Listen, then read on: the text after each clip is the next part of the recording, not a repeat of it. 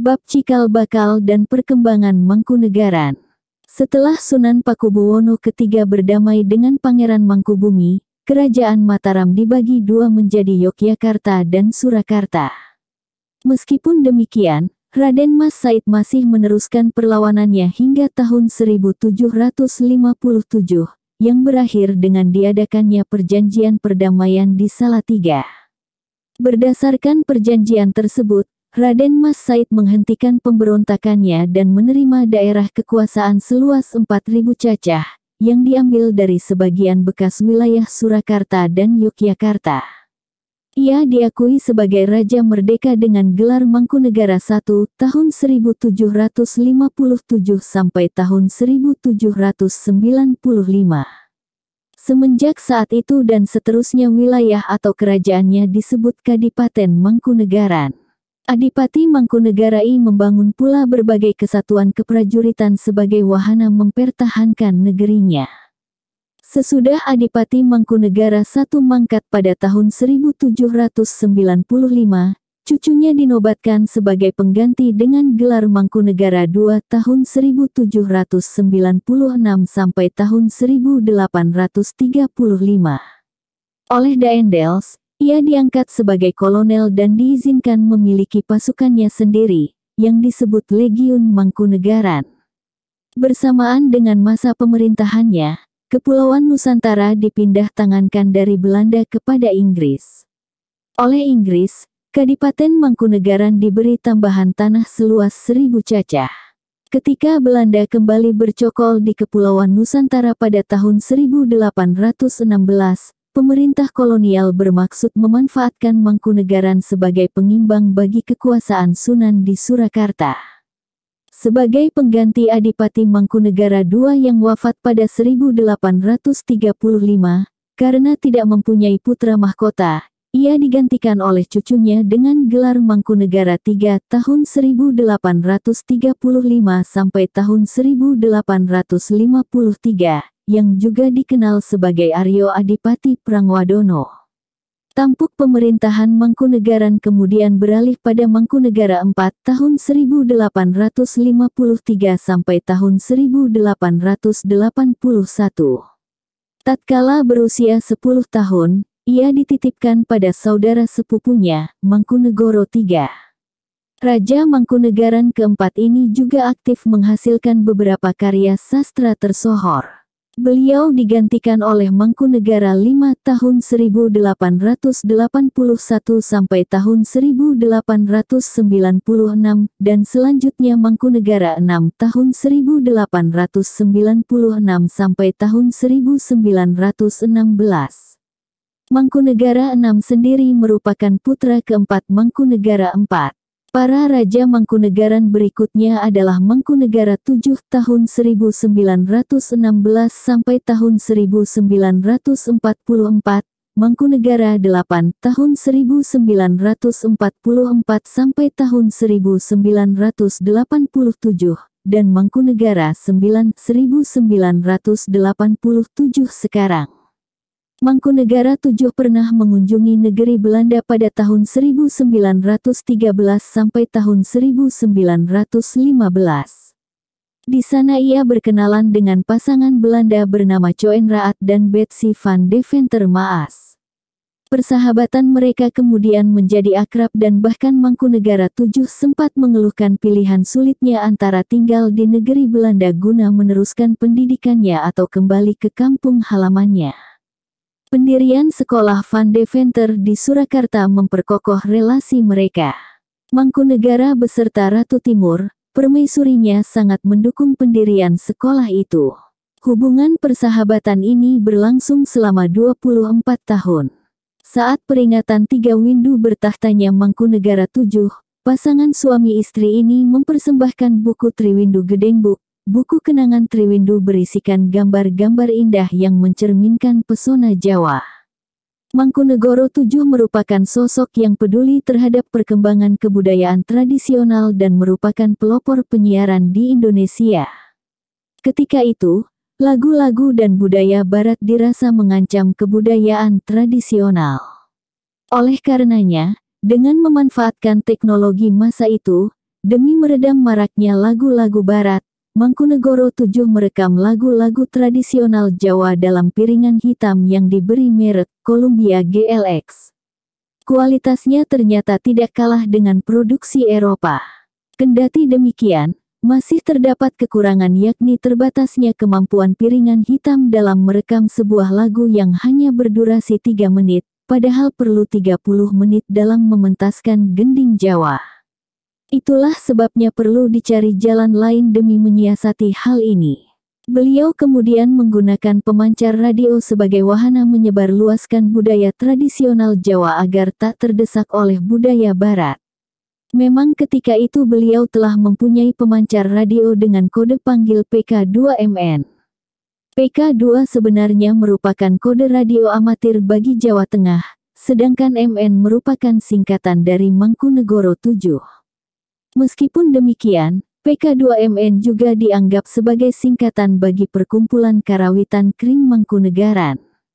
Siaran-siaran PK2MN seluruhnya berkaitan dengan kebudayaan Jawa, seperti klenengan dan wayang orang. Pada mulanya karena kondisi pemancar yang masih kurang baik, siaran yang diterima dipenuhi suara dengungan. Karena itu, beliau lantas meminta agar stasiun radio PK2MN melakukan pembenahan total. Biaya yang diperlukan guna memperbaharui pemancar radio itu sangatlah besar, sehingga Sarsito Mangunkusumo menyarankan agar melibatkan masyarakat luas. Demi mewujudkan niat itu, diadakan rapat pada tanggal 1 April tahun 1933, yang kemudian melahirkan Solose Radio Vereniging, SRV, atau bila diterjemahkan adalah Persatuan Radio Solo. Ketuanya adalah Sarsito Mangunkusumo, sedangkan bendaharanya adalah Liem Tik Liang. 9 orang hadirin menyumbangkan masing-masing F1, sehingga terkumpul F9 selaku modal awal SRV. Jumlah anggota SRV kemudian semakin meningkat pesat dan berdirinya stasiun radio ini dianggap sebagai perintis dunia penyiaran di Indonesia. Bab kesusastraan dan kebudayaan. Selain prajurit handal, Mangkunegara I juga merupakan seorang budayawan. Hal ini terbukti dengan beberapa tari-tarian yang beliau ciptakan, seperti Bedaya Anglir Mendung Senapaten, Bedaya Dradamenta Senapaten, Bedaya Sukapratama, dan lain sebagainya. Mangkunegara IV terkenal sebagai pujangga tersohor yang membuahkan karya-karya sastra Jawa terkemuka, seperti Serat Wedatama, Sendon Langen Suara, Babat Wanagiri, Babat Giriputra, Babat Tegal Ganda, dan lain sebagainya. Karya-karya sastra yang berkaitan dengan seni pedalangan dan pewayangan banyak dihasilkan oleh Mangkunegara VII. Adapun judulnya adalah Serat Pedalangan Ringgit Purwa, yang menjadi acuan para dalang penganut gaya Surakarta. Mahakarya seni pedalangan ini terdiri dari 37 jilid dan memuat 177 lakon. Masih pada masa pemerintahan Mangkunegara VII, Kiai Trunodipo dari Baturetno, Solo, menciptakan wayang menak yang dipergunakan menggelar lakon-lakon asal kitab Serat Menak dengan Wong Agung Jayengrana, Umar Maya, Umar Madi, serta Prabu Nursiwan sebagai tokoh-tokohnya. Paku Alaman. Bab Cikal Bakal dan perkembangan Paku Alaman. Berdirinya Kadipaten Paku Alaman berawal dari pengangkatan Pangeran Notokusumo, saudara Hamengkubuwono II dari Yogyakarta, sebagai raja yang merdeka. Pangeran Merdiko dengan gelar Pangeran Adipati Paku Alam pertama tahun 1813 sampai tahun 1829. Pada tahun 1813. Terdapat berbagai pandangan mengenai berdirinya kerajaan kecil pecahan Yogyakarta ini. Ada yang beranggapan bahwa Paku Alaman hadir sebagai akibat politik pecah belah pemerintah kolonial, yakni demi melemahkan Kesultanan Yogyakarta. Kendati demikian, sumber lain menyatakan bahwa berdirinya Paku Alaman adalah atas kehendak Hamengkubuwono III atau Raja Yogyakarta sendiri. Kemungkinan hal ini merupakan balas jasa pada Pangeran Notokusumo yang telah membantunya menyingkirkan Hamengkubuwono II. Pangeran Adipati Paku Alam kedua tahun 1829 sampai tahun 1858 yang menggantikan Paku Alam pertama, tetap menunjukkan kesetiaannya pada pemerintah kolonial Belanda. Itulah sebabnya, ia memperoleh berbagai hak istimewa dan penghargaan dari pemerintah kolonial.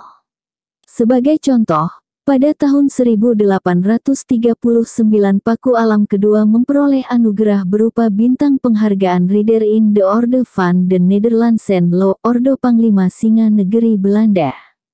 Putra tertua Paku Alam kedua bernama GBH Suryoputro dianugerahi pangkat sebagai letnan kolonel, namun mangkat sebelum sempat menggantikan ayahnya.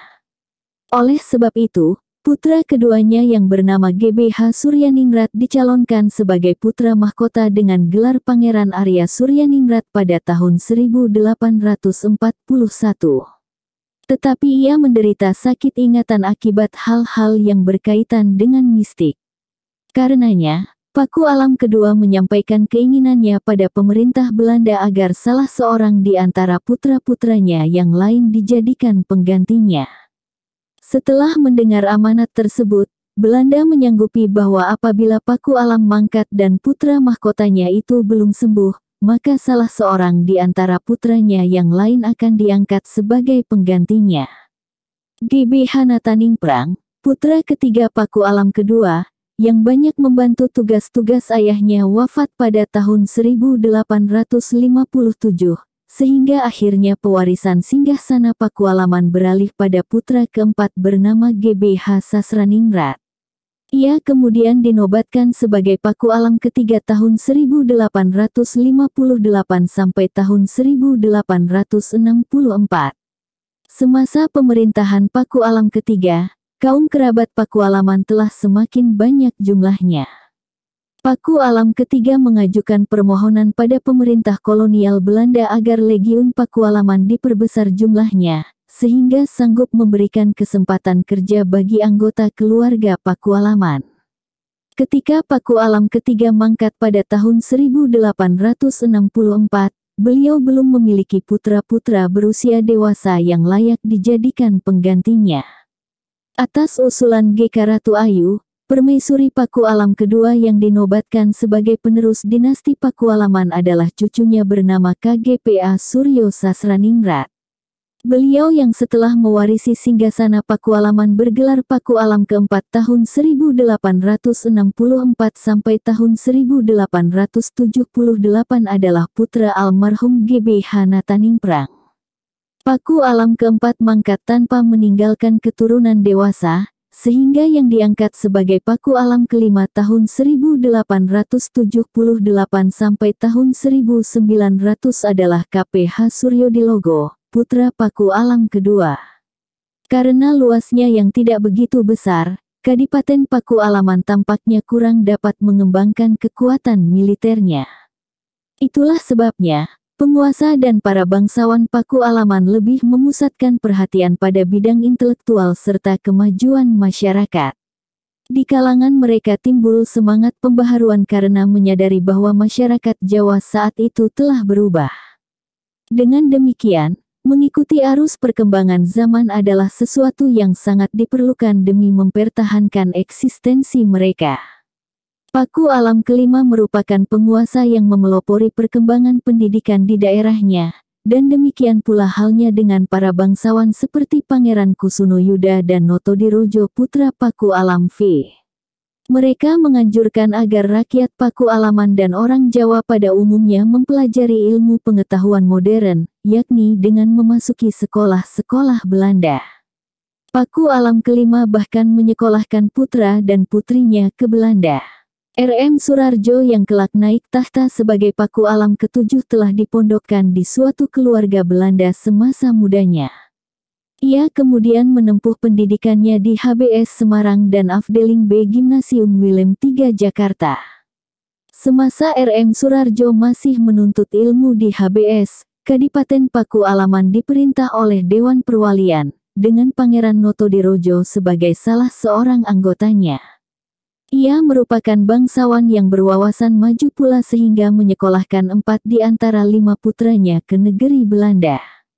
Mereka ada yang menjadi dokter, insinyur, guru besar di Universitas Gadjah Mada UGM, ahli hukum, dan penyair. Di samping itu, salah seorang putrinya meraih akta pendidikan Eropa. Pangeran Notoderojo menyadari bahwa banyak orang tua ingin menyekolahkan anak-anaknya ke sekolah Eropa, tetapi terbentur masalah biaya. Oleh karenanya, ia lalu mendirikan yayasan beasiswa bernama Darmoworo. Di kalangan bangsawan Pakualaman lahir pula tokoh-tokoh yang peduli terhadap pergerakan kebangsaan, seperti Kusumo Yudo, Noto Suroto, Notodiningrat Wreksodiningrat, Surya Pranata, dan Suwardi Suryaningrat. Tokoh bernama Suwardi Suryaningrat ini lebih tersohor sebagai Ki Hajar Dewantara. Beliau dikenal sebagai Bapak Pendidikan Nasional dan bersama Dowes Dekker beserta Dr. Cipto Mangunkusumo mendirikan Indische Partij. Sementara itu, Surya Pranata berkiprah lewat SI dan Sarekat Buruh. Pangeran Notoderojo ikut aktif menjadi pengurus Budi Utomo dan terpilih sebagai ketuanya pada tahun 1911. Semua perkembangan ini memperlihatkan bangkitnya nasionalisme di kalangan kaum bangsawan Pakualaman, walaupun coraknya masih kedaerahan. Pakualam kelima merupakan penguasa Pakualaman pertama yang dimakamkan di Pasarean Pemakaman Astana Girigondo. Sebelumnya, raja-raja Pakualaman belum mempunyai kompleks pemakaman sendiri. Asal-muasal Pasarean Girigondo berawal dari permohonan seorang Sinse, tabib keturunan China pada Pakualam kelima. Tabib itu memohon agar ia diizinkan membuat makam di lokasi yang kelak menjadi Pasarean tersebut, karena tanahnya yang sangat bagus. Raja menjawab bahwa bila memang demikian halnya, biarlah beliau sendiri dan para pewarisnya yang memanfaatkannya sebagai kompleks pemakaman. Pakualam ke-6 tahun 1901 sampai tahun 1902, melakukan perombakan besar di kerajaan yang dipimpinnya. Ia merupakan seorang raja yang mementingkan pendidikan, di mana hal ini menyebabkan kesenian di istananya menjadi kurang berkembang. Semenjak Pakualam ke-6, kesusastraan yang dihasilkan Pakualaman mengalami masa surut dan hanya berkembang dalam lingkungan keraton saja. Pakualam ke-6 tidak lama memerintah. Setengah tahun setelah dinobatkan sebagai raja, ia jatuh sakit dan wafat tak lama kemudian. Pada masa hidupnya, Pakualam ke-6 merupakan pribadi yang pendiam dan tak banyak bicara, sehingga sedikit saja orang yang dapat mengetahui isi hatinya. Kendati demikian, orang-orang dekatnya memuji budi pekerti beliau yang tinggi. Putra mahkota yang bernama R.M. Surarjo Diningrat masih terlampau muda, sehingga pemerintah kolonial menghendaki dibentuknya Dewan Perwalian Kadipaten Pakualaman dengan R.J. Kuperus, Residen Yogyakarta sebagai ketuanya. Tokoh-tokoh yang duduk dalam dewan itu adalah K.P.H. Sasraningrat putra Pakualam ketiga dan ayah Nyi Hajar Dewantara, K.P.H. Notoderojo putra Pakualam kelima dan adik Pakualam keenam, P.H. Van Andel asisten Residen Yogyakarta, F.C.H. Van der Moor asisten Residen Kulon Progo, dan C. Cane sekretaris Karesiden Yogyakarta. R.M. Surarjo-Diningrat menyelesaikan terlebih dahulu pendidikannya di Afdeling B Gimnasium Willem III Jakarta, dan setelah itu mengadakan kunjungan ke berbagai penjuru kepulauan Nusantara selama sebulan. Beliau kemudian dinobatkan sebagai Pakualam ke-7 tahun 1903 sampai tahun 1938.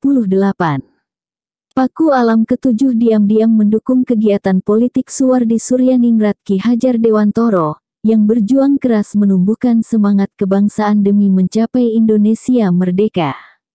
Beliau merupakan seorang pemimpin dengan wawasan pengetahuan luas, sehingga sanggup bekerja secara sistematis dalam memajukan ekonomi dan pendidikan di kadipatennya.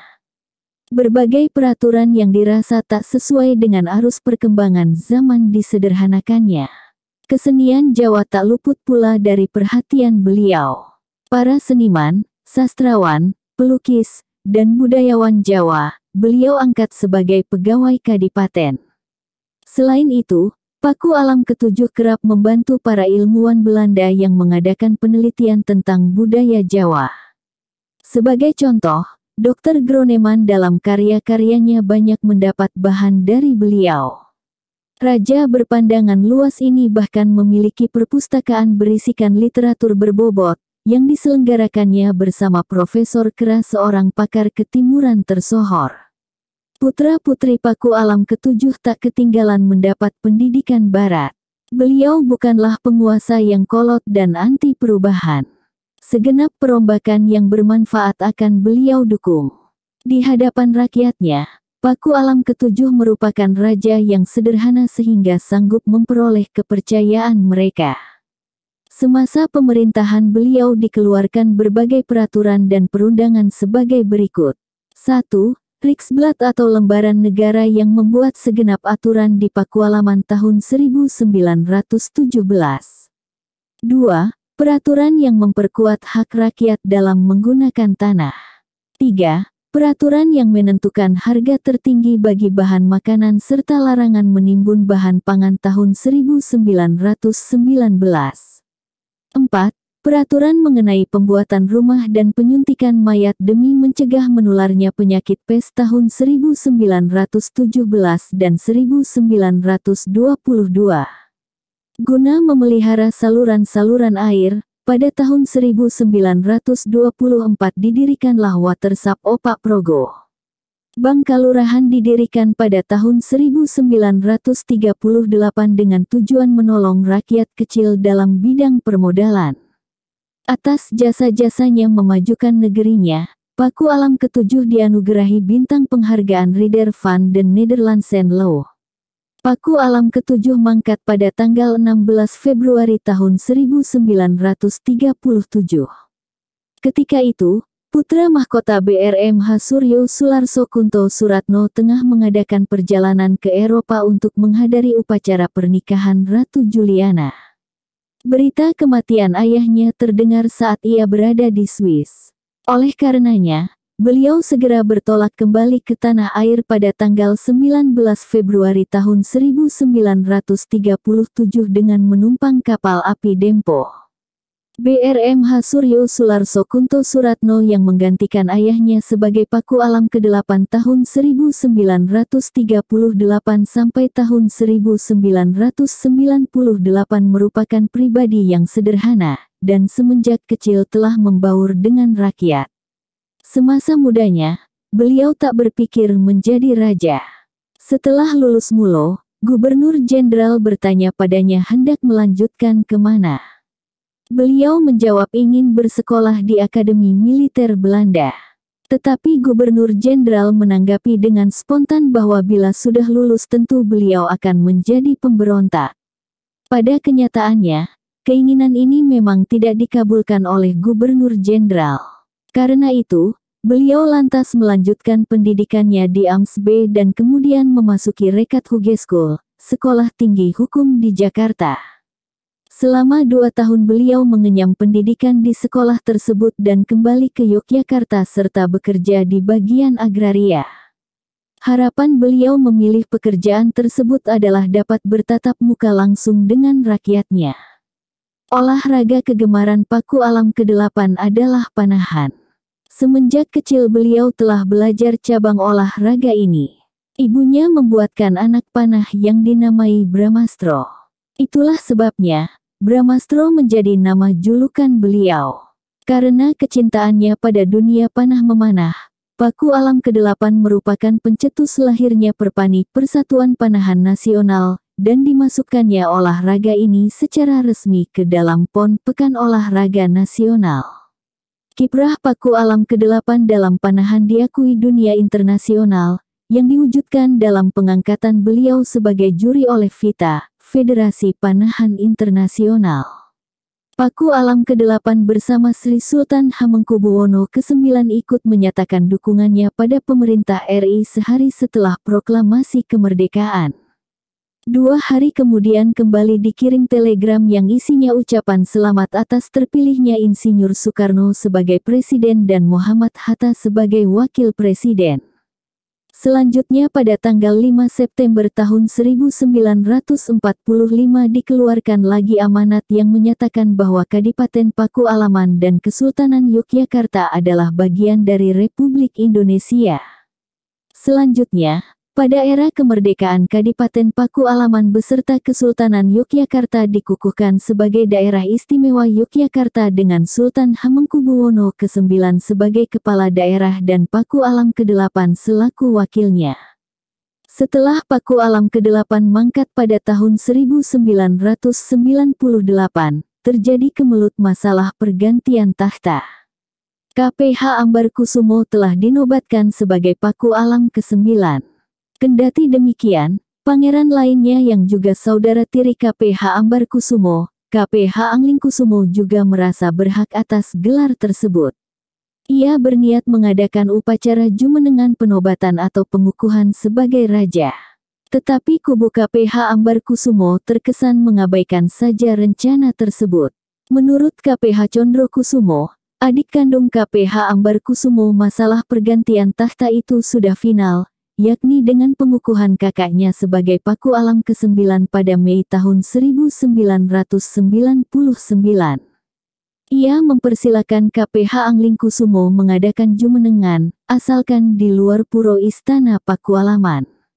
Ditambahkannya pula semenjak kakaknya naik tahta telah diupayakan rekonsiliasi antar keduanya, tetapi kubu Anglingkusumo tidak pernah datang. Paku Alam ke-9 kerap menghadiri dan memberikan sambutannya terhadap berbagai acara yang berkaitan dengan sosial kemasyarakatan, seperti penutupan kegiatan kursus pembina pramuka mahir tingkat dasar 2009 di Yogyakarta tanggal 10 Januari tahun 2009. Sosialisasi program Raskin 2009 di Yogyakarta tanggal 21 Januari tahun 2009, pembekalan pengurus, pengawas, pengelola, dan anggota sekaligus peresmian Koperasi Simpan Pinjam Nasari Kantor Cabang Yogyakarta di Yogyakarta tanggal 4 Februari tahun 2009. Seminar Internasional Wisata Ilmu, Jogja Dentistry 2009 di Yogyakarta tanggal 6 Februari tahun 2009, penanaman pohon dan sarasehan pelestarian lingkungan di Yogyakarta tanggal 10 Februari tahun 2009. Upacara adat Ngrohot Desa Girikerto Kecamatan Turi, Kabupaten Sleman tanggal 22 Februari tahun 2009, Kendurenan Syukuran 12 tahun Forum Persaudaraan Umat Beriman tanggal 27 Februari tahun 2009, Festival Game dan Animasi Pendidikan tanggal 24 Maret tahun 2009, Pertemuan Regional Operasi dan Pemeliharaan Prasarana Sumber Daya Air Wilayah 1 tahun 2009 tanggal 17 Mei tahun 2009, Perayaan Pechun 2009 melestarikan seni budaya Tionghoa sebagai khazanah budaya Indonesia tanggal 27 Mei tahun 2009, Temu Kader Penyuluh P4GN di lingkungan pendidikan tanggal 3 Juni tahun 2009, dan lain sebagainya. Bab kesusastraan dan kebudayaan. Tidak berbeda dengan kerajaan-kerajaan pecahan Mataram lainnya, Istana Paku Alaman menghasilkan pula berbagai karya sastra terkemuka. Paku Alam pertama pernah menulis karya-karya sebagai berikut: Babat Betawi, Serat Rama, Serat Piwulang, Kitab Sarah Dharma, Kitab Kiai Jati Pusaki, dan Kitab Kiai Sujarah Dharma Sujayeng. Lebih jauh lagi, Paku Alam kedua membuahkan karya-karya berjudul Serat Dewa Ruci, Serat Baratayuda, Ladrang Anom, Lawung Ageng, Gadung Melati, Puspawarna, dan Beksan Bandayuda. Paku Alam kelima menghasilkan karya-karya berjudul Serat Babat Segaluh dan Cerita Banjaran Sari. Paku Ala tujuh pernah menulis buku mengenai riwayat Paku Alam pertama hingga ke-6. Bab Perkembangan Kasunanan Surakarta. Setelah pembagian Mataram pada tahun 1755, Sunan Pakubuwono III tetap berkuasa di Surakarta hingga wafatnya pada tahun 1788. Semasa hidupnya Sunan Pakubuwono III terkenal aktif memajukan kesenian dan kebudayaan. Beliau digantikan oleh putranya yang bergelar Pakubuwono IV tahun 1788 sampai tahun 1820. Raja Surakarta ini dijuluki pula Sunan Bagus, karena wajahnya yang tampan. Usianya saat memangku kedudukannya masih tergolong muda, yakni 19 tahun. Dalam rangka memasyarakatkan budaya Jawa, Pakubuwono IV mengganti pakaian prajurit yang bergaya Belanda dengan seragam lain bercorak Jawa. Setiap pelayan atau abdi dalam keraton diwajibkan mengenakan busana santri. Barang siapa yang tak mematuhinya akan dipecat. Sunan Pakubuwono keempat mengangkat adik-adiknya sebagai pangeran tanpa memberitahukannya pada Sultan Yogyakarta, Adipati Mangkunegaran, dan VOC. Tindakan ini dilakukan atas hasutan Bahman, Wiradikda, Panengah, Nur Saleh, Raden Santri, dan Kanduruwan. Akibatnya pasukan Yogyakarta, Mangkunegaran, dan VOC mengepung Surakarta serta meminta agar keenam orang itu diserahkan pada mereka. Sunan menyadari bahwa tidak ada jalan yang lebih baik selain memenuhi tuntutan tersebut. Pada tanggal 22 September tahun 1788, Sunan Pakubuwono keempat menandatangani perjanjian dengan VOC yang isinya antara lain 1. Sunan dan VOC akan menyelesaikan segenap permasalahan bersama-sama dalam ikatan persaudaraan. 2. Pengangkatan pati atau putra mahkota Pangeran Adipati Anom harus dengan persetujuan VOC. 3. Sunan tidak diperkenankan meminta lagi Madura yang telah diserahkan oleh leluhurnya. Ketika kekuasaan diserahkan lagi dari tangan Inggris kepada Belanda pada tahun 1816, para raja di Jawa bergembira karena menyangka bahwa Belanda akan mengembalikan lagi hak-hak mereka yang telah diambil alih oleh Inggris. Ternyata dugaan ini meleset, karena Belanda menganggap bahwa perjanjian-perjanjian yang dibuat dengan Inggris tetap berlaku. Inilah yang memicu kekecewaan para raja, baik yang berada di Yogyakarta maupun Surakarta. Suatu peristiwa menarik terjadi ketika usia Pakubuwono IV menjelang senja. Datanglah seorang ulama dari Arab mempersembahkan 3 biji buah kurma. Sunan merasa kebingungan, karena tidak mungkin ulama itu datang dari jauh hanya untuk menyerahkan 3 biji kurma saja. Setelah ditanyakan langsung, ulama itu menjawab bahwa penyerahan 3 biji kurma itu hanya perlambangan saja. Ia menjelaskan bahwa maknanya adalah 3 putra Pakubuwono IV masing-masing akan menjadi raja di Keraton Surakarta. Ramalan ini terbukti kelak dengan naik tahtanya Pakubuwono ke-5, 7, dan 8. Pakubuwono IV digantikan oleh putranya yang bergelar Pakubuwono V tahun 1820 sampai tahun 1823.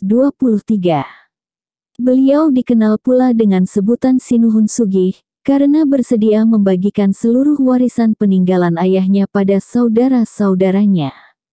Sementara itu, seluruh hutang orang tuanya, justru beliau sendiri yang mengambil alihnya.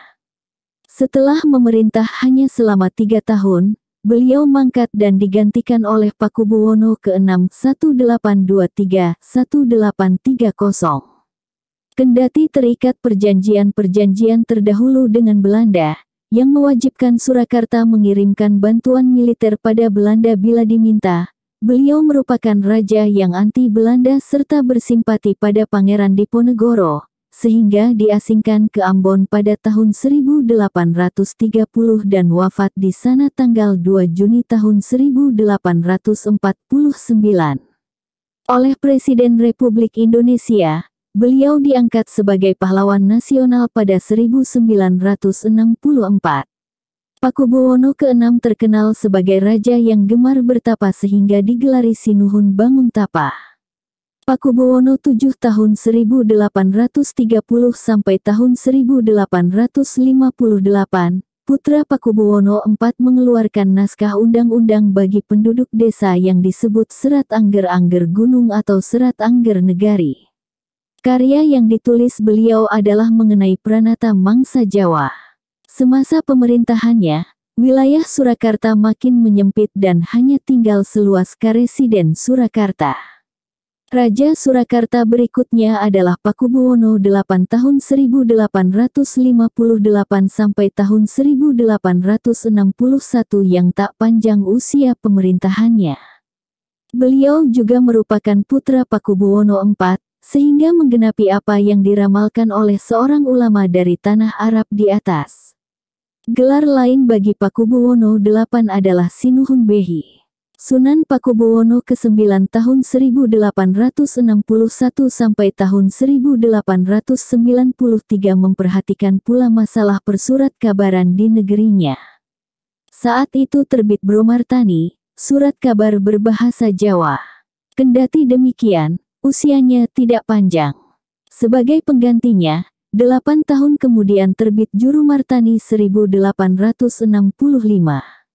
Atas permintaan Sunan Pakubuwono ke-9 namanya diganti menjadi Bromartani lagi pada 1871.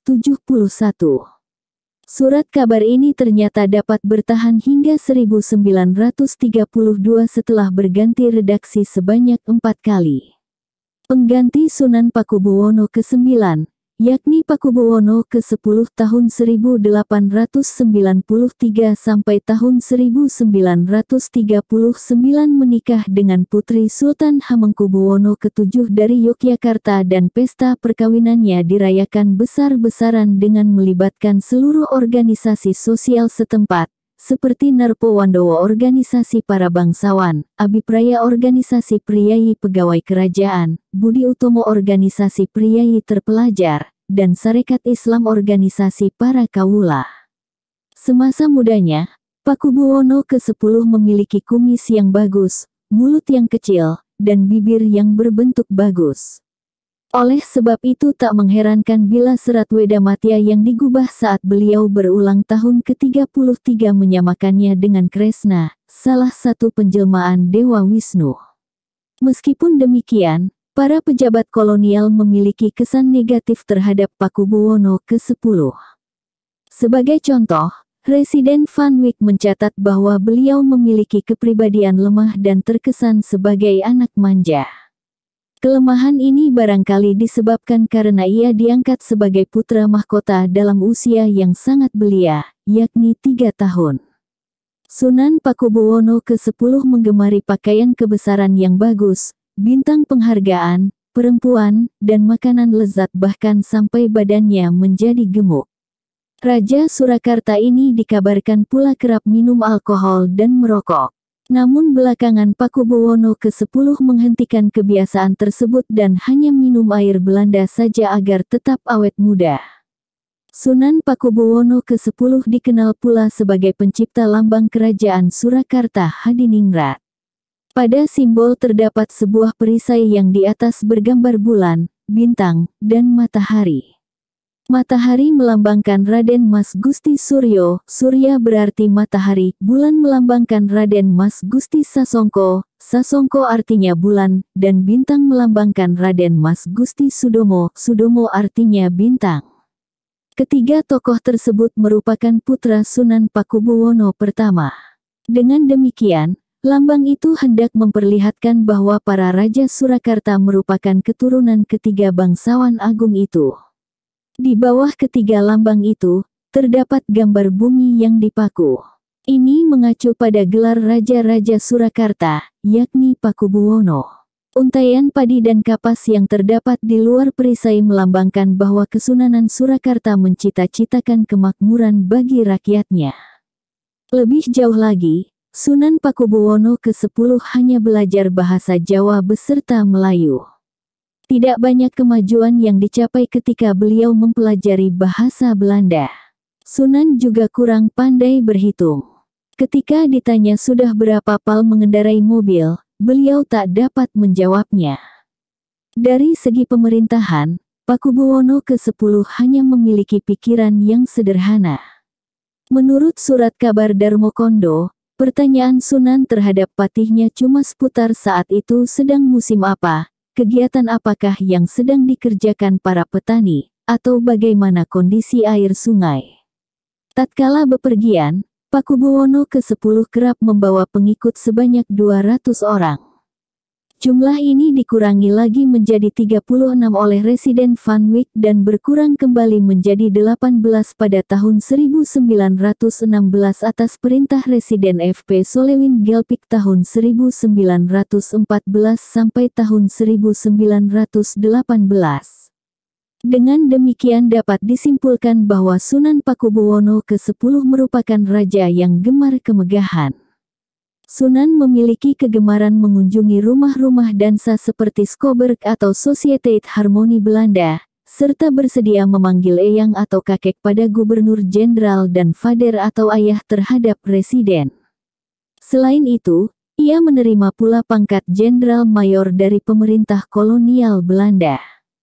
Kendati demikian di tahun 1907 dan 1915 Sunan dengan berani pula mengirimkan utusan mengunjungi makam pendahulunya Sunan Pakubuwono ke-6, yang diasingkan pemerintah Belanda ke Ambon akibat simpatinya pada perjuangan Pangeran Diponegoro.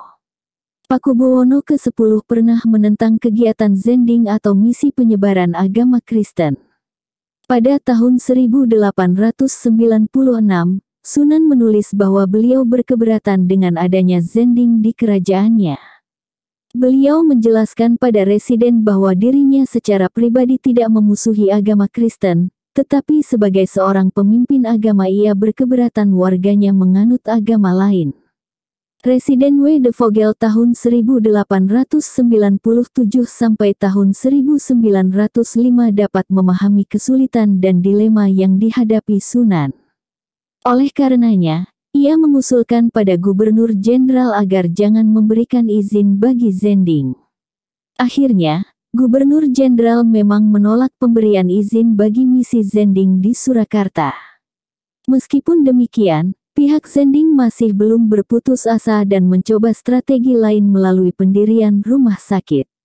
Upaya ini pun ditolak oleh Sunan dan gubernur jenderal juga tak menyetujuinya. Dewan Gereja Protestan Surakarta melaporkan pada Dewan Gereja Hindia Belanda bahwa di Surakarta sudah ada 40-60 orang pribumi yang menghadiri kebaktian setiap hari minggunya. Meskipun demikian, Gubernur Jenderal tetap menolak memberikan izin pendirian gereja khusus bagi orang Jawa. Belakangan, pada tahun 1910 Sunan mengizinkan pendirian gereja pribumi dan rumah sakit Kristen di tahun 1913 yang dibangun oleh gereja reformis. Sunan Pakubuwono ke-11 tahun 1939 sampai tahun 1945 yang sebelumnya bergelar Pangeran Hangabehi meneruskan kepemimpinan ayahnya. Pada mulanya, Sunan Pakubuwono ke-10 lebih memilih saudaranya bernama Pangeran Kusumayuda sebagai penggantinya. Pemerintah Belanda sendiri condong pada Pangeran Kusumayuda, karena menganggapnya sebagai tokoh yang berkepribadian kuat, mandiri, serta tertarik pada administrasi dan keuangan keraton. Di lain pihak, posisi Pangeran Hangabehi boleh dikatakan kuat karena mendapatkan dukungan para bangsawan yang anti-Belanda. Oleh karena itu, pengangkatan Kusumayuda sebagai Raja Surakarta berikutnya diurungkan. Sebelum menduduki jabatan sebagai Raja Surakarta, Pangeran Hangabehi pernah diserahi jabatan penting sebagai Wedana Tengen dan Wakil Ketua Ratnagari Dewan Pertimbangan Kerajaan. Bahkan, beliau pernah diutus ke negeri Belanda menghadiri peringatan naik tahtanya Ratu Wilhelmina. Berdasarkan peraturan peranatan yang dikeluarkan tanggal 6 Mei tahun 1930 dan dimuat dalam Riksblad Surakarta 1930 nomor 6, dalam lingkungan Ensuap Raja atau Kerajaan Surakarta dibentuklah lembaga-lembaga peradilan sebagai berikut: Pradoto, Surambi, dan Pradoto Gede. Pemerintahan Pakubuwono ke-11 menghadapi guncangan dengan pecahnya Perang Dunia II dan masuknya bala tentara Jepang. Pakubuwono ke-11 mangkat pada 1945 dan digantikan oleh putra sulungnya dengan permaisuri kedua, Bendoro Raden Mas Suryo Guritno yang selanjutnya menyandang gelar Pakubuwono ke-12. Ada yang mengatakan bahwa pengangkatan Pakubuwono ke-12 ini erat kaitannya dengan Bung Karno. Suryo Guritno yang dipilih dengan pertimbangan beliau masih berusia muda, sehingga sanggup mengikuti perkembangan zaman. Sebelum wafat, ayah beliau pernah berpesan agar putranya itu bersiap-siap menghadapi masuknya Keraton Surakarta ke zaman kegelapan. Amanat ini terbukti kebenarannya ketika pecah gerakan menentang kerajaan atau suap raja. Meskipun telah sah terpilih sebagai Raja Surakarta berikutnya, wakil pemerintah Jepang menentang penobatannya dan menyatakan tak berani menjamin keselamatan calon raja. Belum lama Pakubuwono ke-12 menduduki singgasananya Republik Indonesia diproklamasikan Insinyur Soekarno, Presiden pertama Republik Indonesia, mengeluarkan piagam pengesahan kedudukan Pakubuwono ke-12 yang berbunyi sebagai berikut. Kami, Presiden Republik Indonesia menetapkan, ingkang sinuhun Kanjeng Susuhunan Pakubuwono 12, Senopati ing Ngalogo, Abdurrahman Sajidin Panotogomo, ingkang kaping 12 ing Surakarta Hadiningrat. Pada kedudukannya dengan kepercayaan, bahwa seri Paduka Kanjeng Susuhunan akan mencurahkan segala pikiran, tenaga, jiwa dan raga untuk keselamatan daerah Surakarta sebagai bagian daripada Republik Indonesia. Jakarta tanggal 19 Agustus tahun 1945. Presiden Republik Indonesia, tanda tangan Insinyur Soekarno. Kurang lebih 2 minggu kemudian, tepatnya tanggal 1 September tahun 1945, Sunan Pakubuwono ke-12 mengeluarkan maklumat yang menyatakan bahwa Kasunanan Surakarta Hadiningrat merupakan bagian dari maklumat seri Paduka ingkang sinuhun Kanjeng Susuhunan kepada seluruh penduduk negeri Surakarta Hadiningrat. Kami Pakubuwono 12, Susuhunan Negeri Surakarta Hadiningrat menyatakan negeri Surakarta Hadiningrat, yang sifatnya kerajaan adalah daerah istimewa dari negara Republik Indonesia, dan berdiri di belakang pemerintah pusat negara Republik Indonesia. Kami menyatakan bahwa pada dasarnya segala kekuasaan dalam daerah negeri Surakarta Hadiningrat, terletak di tangan Susuhunan Surakarta Hadiningrat, dan oleh karena itu, berhubung dengan keadaan pada dewasa ini, maka kekuasaan-kekuasaan yang sampai kini tidak di tangan kami dengan sendirinya kembali ke tangan kami. Kami menyatakan bahwa perhubungan antara negeri Surakarta Hadiningrat dengan pemerintah pusat negara Republik Indonesia bersifat langsung. Kami memerintahkan dan percaya kepada seluruh penduduk negeri Surakarta Hadiningrat, mereka akan bersikap sesuai dengan sabda kami tersebut di atas. Surakarta Hadiningrat tanggal 1 September tahun 1945. Tanda tangan Pakubuwono 12. Pada tahun 1946, pemerintahan Pakubuwono 12 dilanda prahara dengan pecahnya gerakan menentang suap raja. Pergolakan ini berhasil merampas segenap sisa kekuasaan yang berada di tangan Pakubuwono 12. Bab Revolusi Pembubaran Suap Raja Surakarta. Gerakan rakyat menuntut pembubaran daerah istimewa Surakarta ini sebenarnya dipicu oleh ketidakpuasan rakyat terhadap para penguasa mereka. Kebijakan-kebijakan pemerintah kolonial yang bekerja sama dengan penguasa lokal dianggap tidak berpihak pada rakyat. Masuknya perusahaan perkebunan swasta asing yang menyewa tanah dari penguasa setempat menimbulkan berbagai penyelewengan. Pemerasan terhadap kaum petani semakin menjadi-jadi yang didukung oleh lembaga peradilan dan kepolisian kepangeranan. Dengan demikian, tidak mengherankan apabila polisi banyak dibenci oleh penduduk desa. Penghapusan kerja rodi oleh pemerintah kolonial tidak menghapuskan penderitaan di kalangan rakyat, karena sebagai buruh upahan mereka menerima gaji kecil serta sanksi-sanksi yang berat.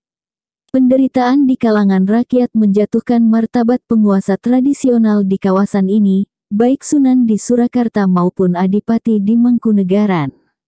Apalagi terjadi persaingan politis antara keduanya yang disalurkan dalam wujud unjuk kemewahan beserta kemegahan masing-masing di tengah-tengah kesengsaraan rakyat pada masa itu.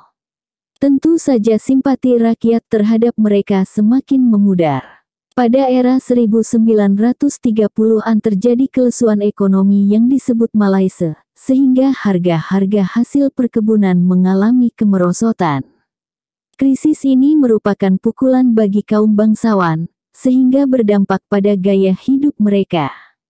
Meskipun demikian, sesungguhnya yang paling menanggung akibatnya adalah rakyat sendiri. Setelah berlangsungnya proklamasi kemerdekaan dan terbentuknya Daerah Istimewa Surakarta-Hadiningrat, perselisihan antara Kasunanan Surakarta dan Mangkunegaran tak kunjung mereda. Mangkunegaran selaku pemilik sepertiga wilayah kota Surakarta menuntut persamaan hak dengan Kasunanan. Berbeda dengan di Yogyakarta, di mana Paku Alam bersedia menjadi wakil Sultan selaku Kepala Daerah Istimewa Yogyakarta. Sunan dan Adipati Mangkunegara tidak ada yang mau mengalah. Masing-masing ingin menjadi kepala daerah, sehingga menimbulkan dualisme kepemimpinan di Dewan Pemerintahan Daerah Istimewa Surakarta-Hadiningrat. Sementara keduanya saling bersaing satu sama lain, masalah sosial kemasyarakatan menjadi terabaikan. Di kalangan Kasunanan Surakarta sendiri timbul gejolak berupa penculikan Patih Sosrodiningrat yang dituduh memihak Jepang. Komite Nasional Indonesia KNI Surakarta yang diketuai adik ipar Sunan bernama Sumodiningrat mengalami kelumpuhan dan tak dapat berjalan sebagaimana mestinya. Guna meredakan perseteruan kedua kerajaan ini, pada tanggal 19 Oktober tahun 1945 diutuslah R.P. Suroso selaku Komisaris Tinggi Pemerintah dengan tugas menjadi koordinator antara Kasunanan dan Mangkunegaran. Partai-partai politik yang ada segera bereaksi menuntut penghapusan kekuasaan Swapraja tersebut.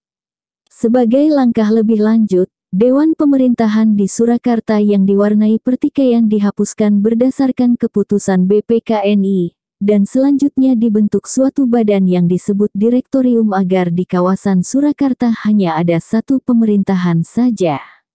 Anggota-anggota Direktorium pada masa itu adalah Daljono, Projo Sudodo, Rono Marsono, Dasuki Sirat, dan Juwardi. Kendati demikian, pada kenyataannya Direktorium tidak dapat berjalan efektif karena adanya pihak-pihak yang menghendaki agar kedua kerajaan, baik Kasunanan Surakarta maupun Mangkunegaran, dikembalikan sebagaimana kondisinya sebelum kedatangan bala tentara Jepang. Dengan kata lain, terdapat pihak-pihak yang menyabot berfungsinya Direktorium. Selain itu, Mangkunegaran sendiri kurang setuju dengan keberadaan badan tersebut. Kaum muda makin membenci kalangan keraton karena ketika perlawanan terhadap kedatangan NICA yang membonceng pasukan sekutu berkecamuk di mana-mana, para bangsawan dalam istana malah hidup dalam kemewahan. Terlebih lagi setelah terdengar kabar bahwa Pangeran Surjo Hamijojo, salah seorang paman Raja Surakarta, mendirikan Komite Van Onwangs Panita Penyambutan, yang bertujuan menyambut kedatangan kembali tentara Belanda. Pada bulan Januari tahun 1946, barisan banteng yang dipimpin Dr. Muwardi menculik Sunan Pakubuwono ke-12, Kanjeng Ratu, dan Surjo Mijojo. Ketiga orang bangsawan tersebut ditahan beberapa hari dan disadarkan mengenai betapa besarnya kebencian rakyat terhadap mereka. Setelah menyadari kesalahan-kesalahannya, mereka dilepaskan kembali. Pada tanggal 19 April tahun 1946, barisan banteng kembali memasuki keraton dan memaksa Sunan agar bersedia menyerahkan kekuasaannya pada rakyat. 3 hari kemudian, pemerintahan BPKNI Klaten, salah satu kabupaten yang kaya dalam lingkungan Kasunanan, mengadakan pertemuan dengan 60 organisasi politik dan kemasyarakatan. Sebagai tindak lanjut bagi pertemuan ini, 4 hari kemudian mereka mengangkat Bupati Klaten baru dan menyatakan melepaskan diri dari keraton. Tindakan radikal ini diikuti pula oleh Kabupaten Sragen. Gerakan anti-istana bergulir terus dengan dikeluarkannya mosi bersama antara kepolisian, Angkatan Muda Pamong Praja, Gerakan Rakyat Indonesia, Partai Sosialis, BTI, BPRI, Barisan Banteng, dan PNI pada tanggal 29 April tahun 1946 yang isinya menuntut pembubaran Daerah Istimewa Surakarta Hadiningrat dan statusnya diturunkan menjadi karesidenan biasa. Kedua raja yakni Sunan Pakubuwono ke-12 dan Adipati Mangkunegoro VIII tidak lagi memegang fungsi pemerintahan dan hanya bertugas sebagai pemangku adat saja. Bersamaan dengan dikeluarkannya mosi ini, polisi tidak bersedia lagi melakukan tugas-tugas yang berkaitan dengan keraton. Bahkan, 9 orang pejabat tinggi kantor kepatihan diculik oleh pegawai-pegawai bawahan mereka. Menyadari adanya tekanan-tekanan yang semakin gawat terhadap Kasunanan Surakarta, pada tanggal 30 April tahun 1946 Pakubuwono XII mengeluarkan pernyataan, yang pada intinya memaklumkan kesediaan beliau menyerahkan kekuasaan pada pemerintah Republik Indonesia apabila rakyat menghendakinya. Kadipaten Mangkunegaran menyusul mengeluarkan pengumuman senada pada tanggal 1 Mei tahun 1946, yang menyatakan bahwa pihak mereka menghargai keinginan rakyat menegakkan demokrasi serta keadilan sosial. Karenanya, mereka sepakat merancang dan mengeluarkan undang-undang baru yang berlaku dalam wilayah Kadipaten Mangkunegaran dengan Adipati Mangkunegara sebagai Kepala Daerah Istimewa Mangkunegaran yang kedudukannya langsung berada di bawah Presiden Republik Indonesia.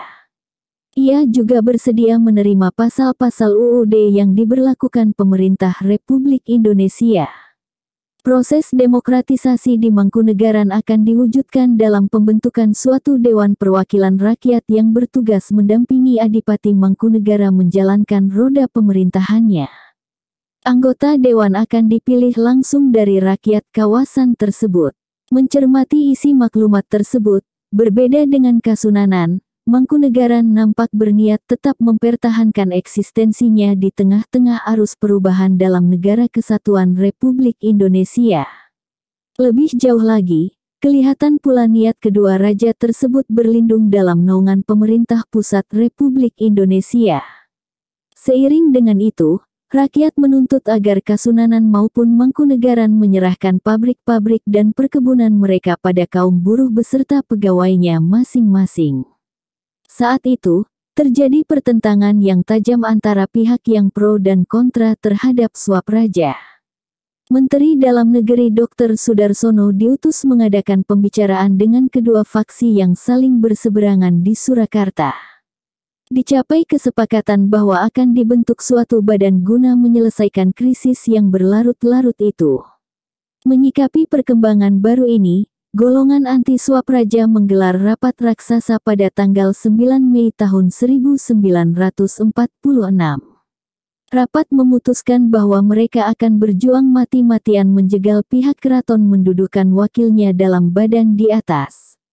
Dr. Sudarsono pada tanggal 17 Mei tahun 1946 mengumumkan dibentuknya panitia pemilihan di Surakarta dengan Subadio Sastrosatomo sebagai ketuanya.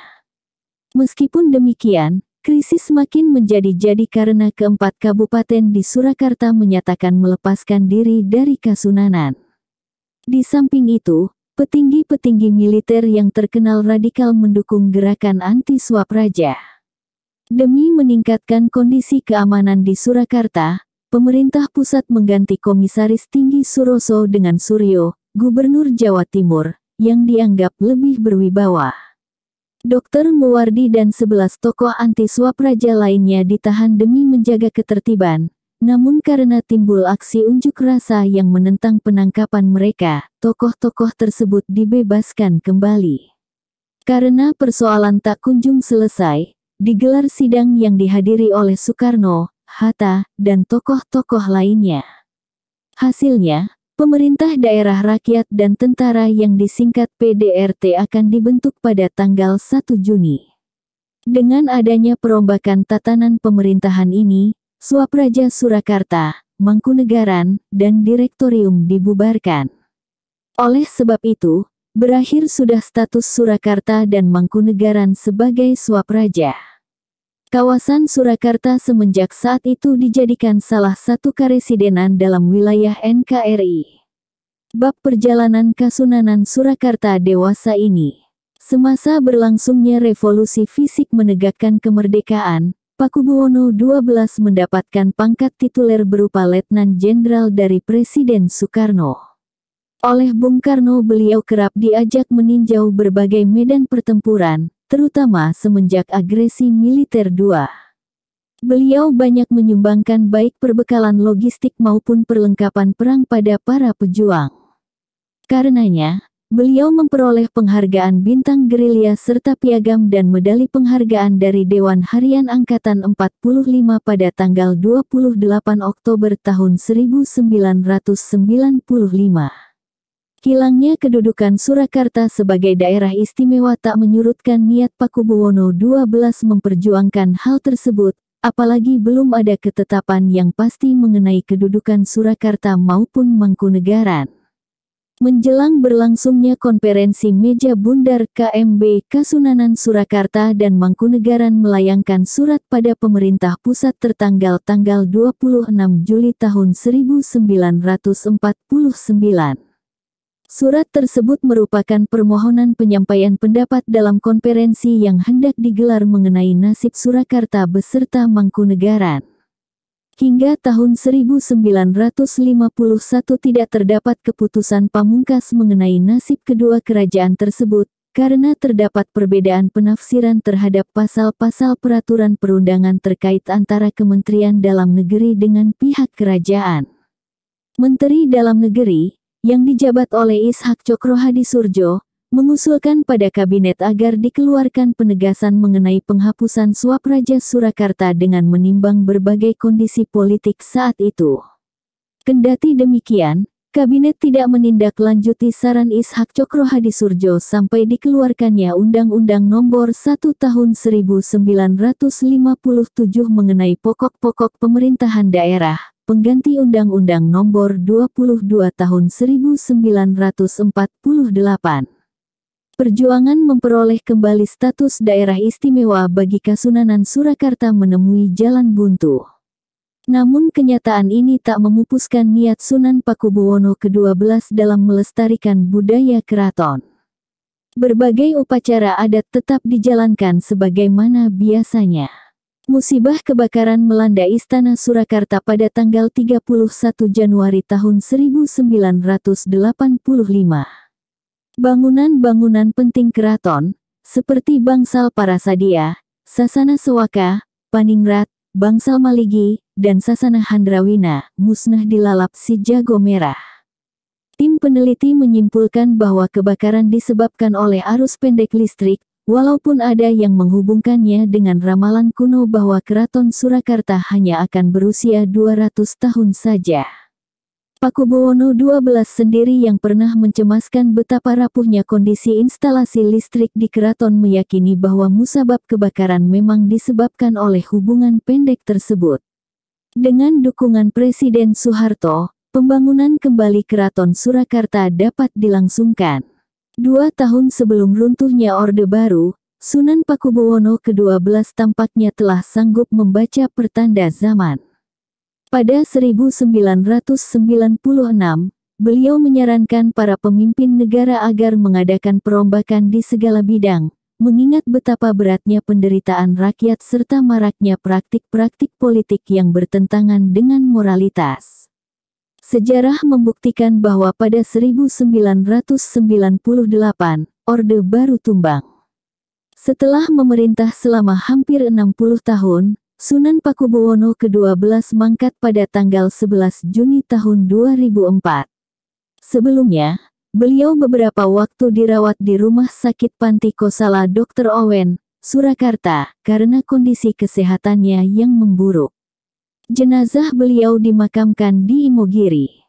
Saat prosesi pemberangkatan jenazah almarhum, rakyat Surakarta berbondong-bondong menghaturkan penghormatan terakhirnya. Mangkatnya Pakubuwono XII menyisakan masalah mengenai suksesi.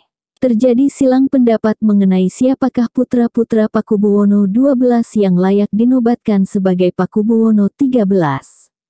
Beberapa orang calon yang merasa berhak antara lain adalah Kanjeng Gusti Pangeran Haryo KGP Hangabehi, KGPH Kusumayuda, KGPH Tejo Wulan, dan KGPH Hadi Prabowo. Beberapa minggu setelah meninggalnya Pakubuwono XII belum ada keputusan mengenai siapakah di antara putra-putra beliau yang akan dinobatkan sebagai Raja Surakarta berikutnya. Akhirnya pada tanggal 24 Juni tahun 2004, keluarlah pengumuman yang menetapkan KGPH Hangabehi sebagai pengganti Pakubuwono XII. Namun tampaknya ketetapan ini tidak didukung oleh seluruh elemen keraton. Tidak semua pangeran maupun pemuka istana Surakarta hadir saat diumumkannya keputusan pengangkatan KGPH Hangabehi tersebut. Pecahlah pertentangan di antara para putra Pakubuwono XII dan petinggi keraton maupun para abdi dalam. Apalagi saat itu tidak institusi legal yang secara resmi bertanggung jawab atas dikeluarkannya ketetapan di atas. Bahkan pada surat keputusannya tidak tampak adanya stempel ataupun tanda tangan pihak yang berwenang mengeluarkannya. KGPH Hangabehi dan saudara-saudara kandungnya yang berasal dari satu ibu merasa berhak menyandang gelar Pakubuwono XIII berdasarkan surat wasiat Pakubuwono XII. Wasiat tersebut dibuat di Tawangmangu dan telah dibubuhi cap jempol oleh almarhum sendiri. Masalahnya, tidak seluruh putra-putri Pakubuwono XII, terutama yang berasal dari lain ibu, mengetahui keberadaan surat wasiat di atas. Beberapa pihak merasa keberatan dengan mekanisme penggantian raja atas dasar surat wasiat semata. KGPH Dipokusumo berpendapat bahwa penetapan pengganti raja harus melibatkan 9 komponen, yakni permintaan raja yang akan digantikan, penghulu keraton, pujangga keraton, komandan prajurit, patih, penguasa, pengageng kasentanan, pengageng parentah, serta pengageng kaputren. Polemik makin memanas, ketika pada tanggal 15 Juli tahun 2004 dibentuk sebuah forum yang menamakan dirinya Forum Belo Raos Abdi Dalem. Lahirnya forum ini didasari kepedulian atas masalah suksesi yang melanda Keraton Surakarta. Anggotanya berasal dari kelompok-kelompok di luar Keraton Surakarta, seperti Brayat Ageng Surakarta, Trah Gagatan Surakarta, Paguyuban Lesanpura Surakarta, Paguyuban Mekar Kusuma Surakarta, dan Himpunan Penghayat Kepercayaan Surakarta. Forum Belo Raos Abdi Dalem bermaksud memberikan masukan mengenai penggantian kekuasaan di Istana Surakarta dan menyatakan bahwa masalah suksesi tidak boleh diputuskan oleh putra-putri raja saja, melainkan harus mendapatkan dukungan para abdi dalam. Mereka menolak penetapan KGPH Hangabehi sebagai calon pengganti almarhum ayahnya dan menuntut agar penobatan ditunda demi menampung berbagai aspirasi yang barangkali timbul belakangan.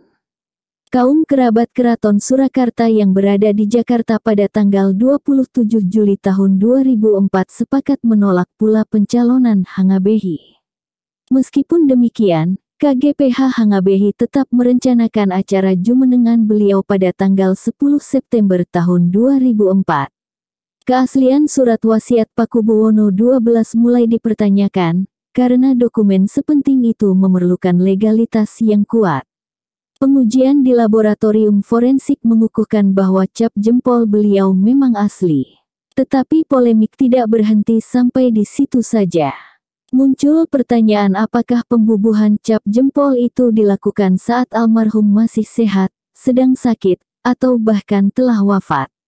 Selain itu, saksi matanya hanya putra-putri almarhum yang berasal dari satu ibu, yakni Pradapaningrum. Di tengah-tengah ketidakpastian masalah suksesi ini, tampil KGPH Tejo Wulan, putra lain almarhum Pakubuwono XII dengan istrinya bernama Krai Retnodiningrum.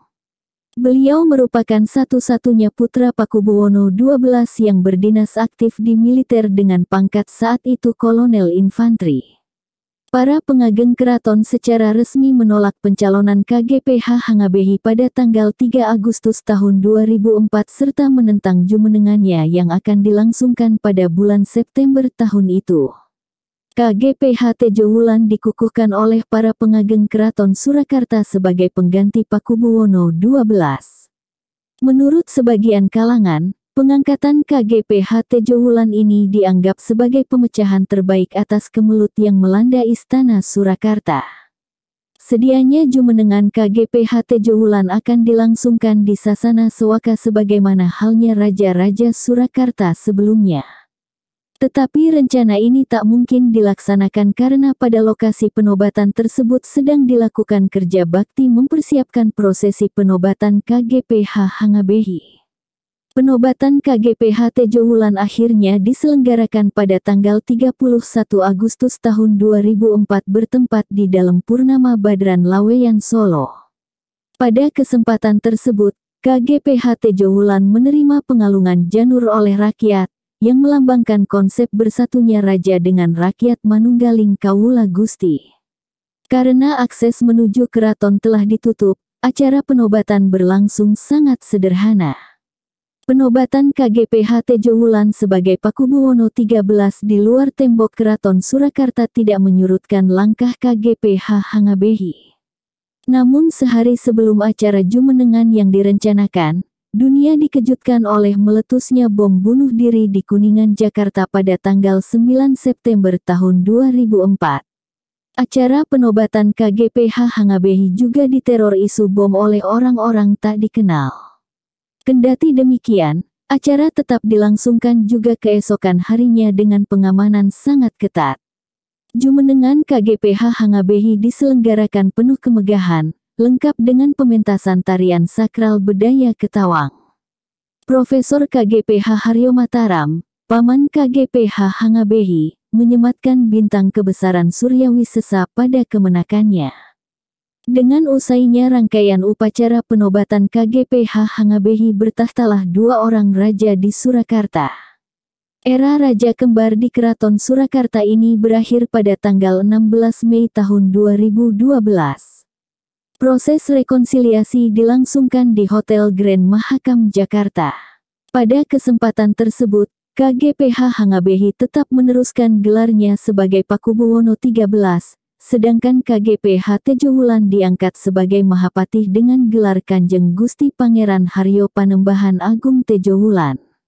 Upaya pendamaian antara kedua belah pihak ini tidak luput dari peranan Wali Kota Solo, Joko Widodo Jokowi, yang telah berupaya merukunkan mereka selama 8 bulan. Beliau turut menjadi saksi dalam acara penandatanganan maklumat rekonsiliasi di Hotel Grand Mahakam tersebut. Bab sistem pemerintahan. Dalam menjalankan pemerintahannya, Sunan dibantu oleh seorang patih yang diangkat dengan persetujuan Belanda. Sebenarnya patih inilah yang mengurusi seluk-beluk pemerintahan di Surakarta dan disebut Kanjeng Parentah Ageng. Semenjak Raja-Raja Surakarta mengakui kedaulatan Belanda yang dituangkan dalam berbagai perjanjian maupun kontrak politik, kekuasaan politis raja boleh dikatakan terbatas dan hanya berdaulat penuh di lingkungan istananya saja. Hubungan keluar harus melalui residen Belanda terlebih dahulu. Bab kesusastraan dan kebudayaan. Hampir seluruh Raja Surakarta merupakan sastrawan dan budayawan handal. Sunan Pakubuwono III menulis serat Wiwaha Jarwa dan menyempurnakan serat Iskandar. Sunan Pakubuwono keempat menulis karya berjudul Wulangreh, yang berisikan nasihat mengenai bagaimana berperilaku benar dalam kehidupan. Ia juga menciptakan berbagai tarian seperti Tari Kusuma Asmara, yang dipentaskan saat resepsi pernikahan. Dalam tarian tersebut dikisahkan mengenai Dewa Kamajaya dan Dewi Ratih yang diutus memberikan restunya pada mempelai berdua. Pasangan dewa-dewi di atas kemudian menghancurkan musuh jahat bernama Prabu Dirgarencana yang melambangkan pelbagai halangan dalam menempuh kehidupan berumah tangga. Sesudah musuh dikalahkan, kedua dewa menyerahkan pusaka berupa sekar merah dan putih, yang melambangkan pria dan wanita. Setelah menyerahkan pusaka yang juga dinamai Kusuma Asmara tersebut, kedua dewa mohon diri dan kembali ke kahyangan. Secara umum tarian Kusuma Asmara mencerminkan pula berbagai ajaran bagi orang yang telah menikah. Tari lain yang diciptakan oleh Sunan Pakubuwono keempat adalah tari Tunggul Sakti yang mengajarkan kesetiaan pada negara bagi segenap prajurit dan abdi negara. Tarian ini mengisahkan mengenai Prabu Kelana yang berjuang mencari sarana demi memuliakan dan memajukan negaranya. Saat memohon petunjuk Dewata, Prabu Kelana diperintahkan mencari pusaka berupa keris tunggul sakti yang berada di Keraton Jenggala. Kebetulan saat itu pusaka tersebut sedang raib dari Jenggala, sehingga Raden Panji dari Jenggala turut mencarinya. Dengan demikian, Prabu Kelana dan Raden Panji sama-sama berusaha menemukan keris itu. Ternyata Prabu Kelana yang terlebih dahulu mendapatkannya. Namun karena keris tunggul sakti benar-benar sangat bertuah, Prabu Kelana kalah wibawanya, sehingga tidak sanggup memboyong pusaka itu ke negerinya. Ketika Raden Panji yang tiba belakangan hendak mengambil keris tunggul sakti, Prabu Kelana mencegahnya karena merasa bahwa ia yang pertama kali menemukannya, walau tidak sanggup mengambilnya. Akhirnya pecah perang tanding antara kedua bangsawan tersebut. Prabu Kelana berhasil dikalahkan dan ia tunduk pada Raden Panji. Setelah Raden Panji mengambil pusaka yang sebelumnya memang milik negerinya, kedua orang tokoh itu berjalan pulang. Dalam tarian ini, keris tunggul sakti sebenarnya melambangkan tugas-tugas dan kewajiban kaula kerajaan yang harus dipikul bersama-sama, sehingga negara menjadi maju. Sunan Pakubuwono ke-9 aktif pula menulis karya sastra. Buah karya beliau adalah Wulang Putri, Serat Jayeng Sastra, Serat Menak Cina, dan Serat Wirayatna. Selain raja-rajanya yang merupakan sastrawan atau pemerhati kesusastraan, Keraton Surakarta menjadi saksi lahirnya buah karya para pujangga terkemuka, seperti Yasadipura I, Yasadipura II, Ranggawarsita, dan lain sebagainya. Yasadipura I tahun 1729 sampai tahun 1801 dilahirkan di Pengging pada tahun 1729. Beliau juga dikenal sebagai Bagus Banjar, Jaka Subuh, dan Jenal Ngalim. Ayahnya adalah Bupati Pengging bernama Raden Tumenggung Paduranegara.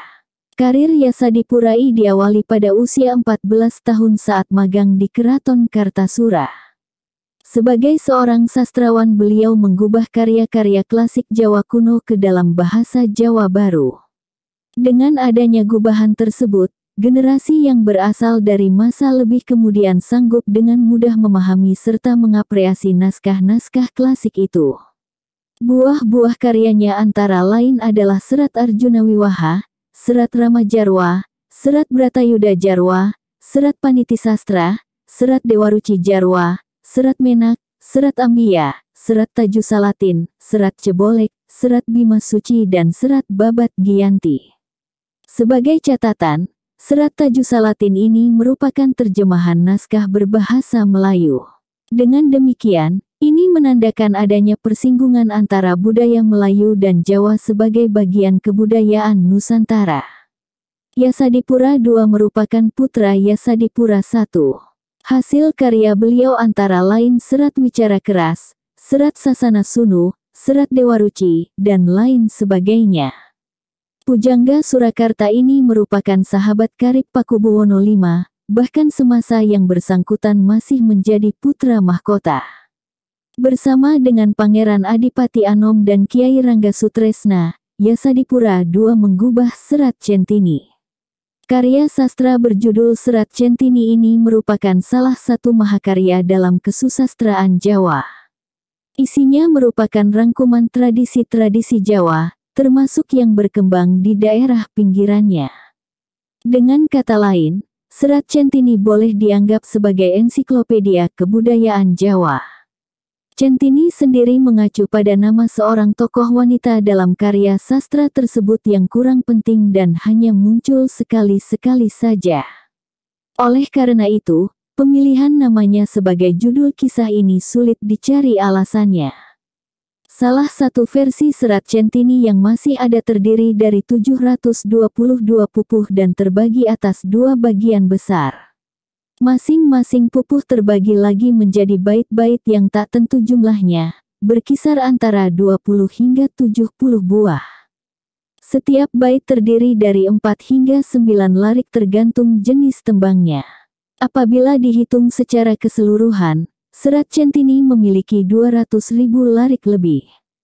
Sebagai perbandingan, wiracarita tersohor Yunani, Iliad dan Odyssey hanya terdiri dari masing-masing 15.537 serta 12.263 larik 90.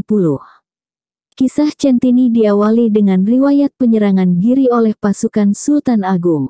Meskipun Sunan Prapen mendapatkan bantuan dari Endrasena, pedagang keturunan China yang telah menganut agama Islam, ia tertawan dan dibawa ke Mataram.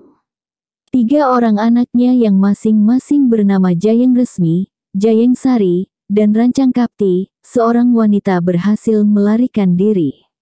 Mereka kemudian mengembara dan menimba pengetahuan pada berbagai tokoh dan makhluk halus setempat.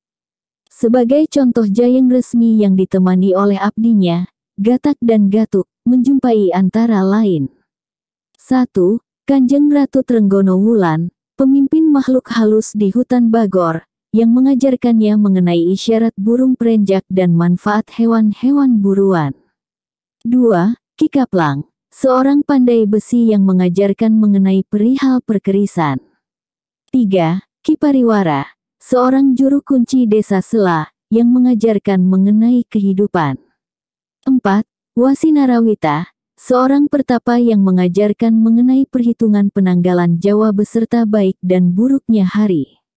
5. Syekh Sekar Delima, yang mengajarkan ilmu-ilmu tentang makrifat. Jayeng Sari dan Rancang Kapti melarikan diri ke arah timur dengan disertai abdinya bernama Buras. Mereka mengunjungi candi-candi peninggalan kerajaan di zaman dahulu. Di daerah Tengger mereka berjumpa dengan Resi Satmaka yang mengajarkan mereka mengenai ajaran Hindu dan Buddha. Demikianlah, setiap berjumpa dengan seorang tokoh pengetahuan mereka mengenai aspek-aspek kebudayaan tanah Jawa akan bertambah. Ranggawarsita atau Raden Ngabehi Ranggawarsita dilahirkan pada tanggal 15 Maret tahun 1802. Beliau adalah putra sulung Mas Pajangsuara Carik di Kadipaten Anom. Semasa muda, Ranggawarsita yang dikenal dengan nama Bagus Burham, gemar mengembara guna memperdalam berbagai jenis ilmu.